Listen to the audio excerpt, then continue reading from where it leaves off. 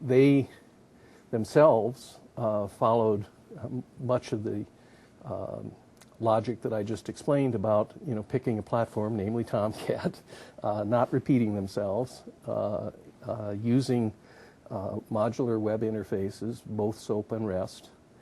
And as a result, we've been able to use Fedora in a wide variety of applications. It is going to be the core to our preservation repository. We're already using it for a finding aids search engine. We have a application which is a consortial application with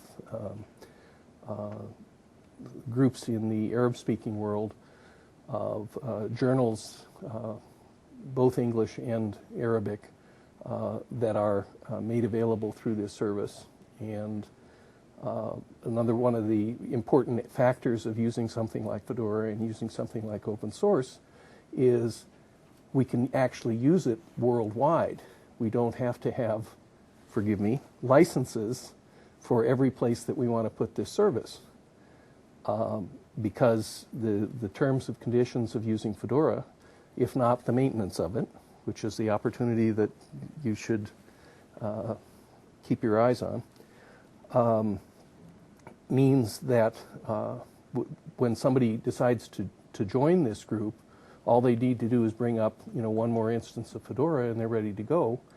And there's no big migration where you have to talk this particular protocol or whatever. It's optional, but one of the things that we're highly dependent on also is the OAI PMH, which we use for loading a lot of these things. We also use it for, I think maybe again UCLA is in the same vein.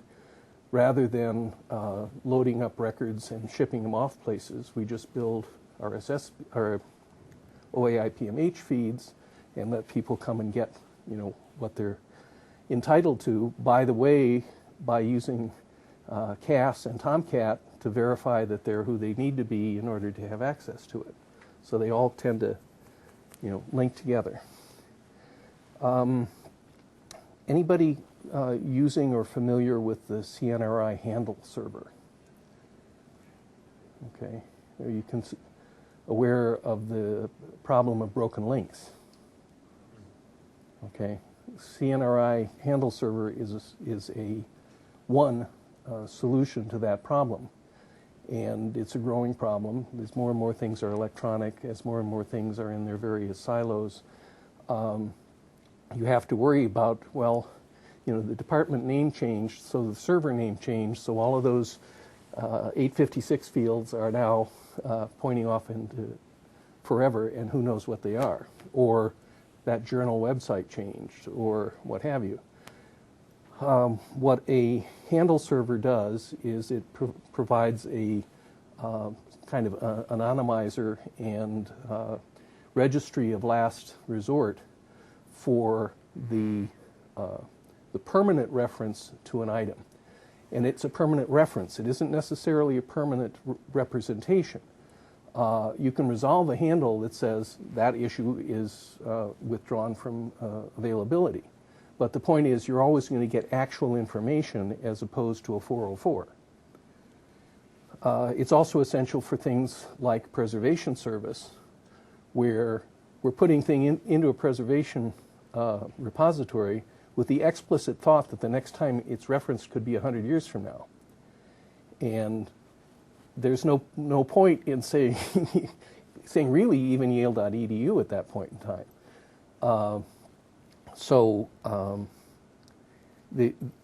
By using the handle service and making it available as a web service, we give to our scholars the opportunity to produce citations that are durable, that go with them when they go on to another job. Because if they decide to move that work, the handle server is still going to say where is that work located. You can also register a handle before you create a work, so that you can pass it out like into your presentation materials, right? You're developing these, you got to ship them to the organizer 2 weeks ahead of time, and you haven't finished writing it, but you can still reserve a handle and say, this is where I'm going to put it, and you can ship that handle out, and it'll be there when needed. And of course, it doesn't have to be just for books. It can and is and will be used for data sets, images. One of the things that we're dealing with that we hope to see this approach correct is that we've got images that are museum images, and we've got images that are art images, and we've got images that are museum images, and each one of them is in a different kind of organization state, has different metadata and so forth.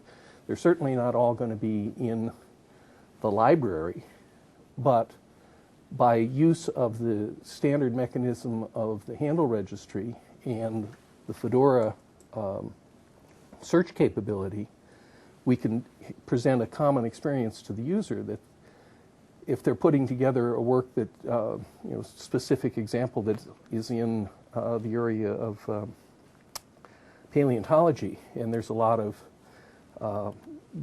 early work at Yale that goes into the dinosaurs, they can build things that refer to dinosaur bones that are in the Peabody Museum and manuscripts that are in the Meineke Rare Book Library, and work together with those things in a kind of a normalized way.